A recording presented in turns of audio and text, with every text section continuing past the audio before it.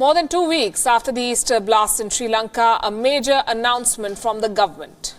All those involved in suicide bombings have either been killed or arrested, all accounted for.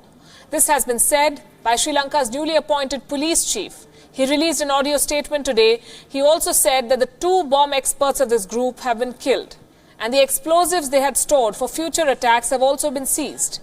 Meanwhile, the investigation continues. The latest revelations are these. The local terror group involved in these attacks was swimming in money. They had more than 140 million Lankan rupees in cash, 140 million rupees, plus assets worth more than 7 billion rupees. The group in question is the National Thowheed Jamath, or the NTJ. It's a little-known group. It was little known until 2 weeks back. It has been blamed for the blasts in churches and hotels across Sri Lanka. Now it turns out that they were not so small after all. They were loaded with money. They had arms. They had training. Where and how did they stash all of this? Half of this cash, that's around 17 million Lankan rupees, was seized by Sri Lanka's CID, the Criminal Investigation Department. The remaining amount was found deposited in several bank accounts. These accounts have now been frozen.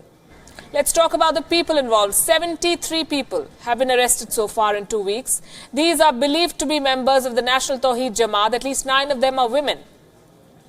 54 of these people are in the CID's custody. 19 others are being questioned by the Lankan Terror Investigation Department. The President of Sri Lanka, Maithripala Sirisena, has said that 12 of these suspects are quote-unquote hardcore terrorists.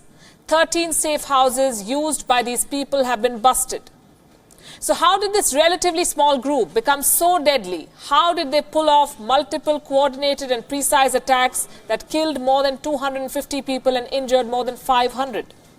With the help of the ISIS, the Islamic State terror group. Remember, the ISIS has claimed responsibility for the Easter bombings. The extent of the Islamic State's involvement is still a matter of investigation. The security agencies, meanwhile, are dealing with a new challenge: religious tension. There have been sporadic flare-ups, especially in the city of Negombo near the capital, Colombo. Negombo was the site of one of the biggest church attacks. It had the highest death toll of more than 100. The weekend saw clashes in Negombo. Dozens of Muslim-owned businesses, homes and vehicles were damaged. 2 days on, the police say the situation is better, now under control. 2 people have been arrested. More suspects are being identified through CCTV footage. The Roman Catholic Church has appealed for calm. Religious leaders have urged Christians in Sri Lanka to not carry out revenge attacks against Muslims. But these attacks, we may safely say, have shifted to Parliament.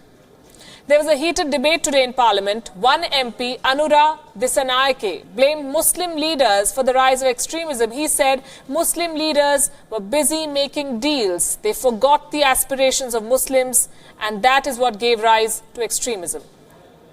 The Muslim leader did not represent the Muslim people. You did business with the governments. You have stopped the business with the Muslim people, haven't you? You did business from their votes. Muslims form the second largest religious minority after the Hindus in Sri Lanka. Of the 21 million people in that country, 10% are Muslims. Expect more politics around this as Sri Lanka heads into an election in a few months from now.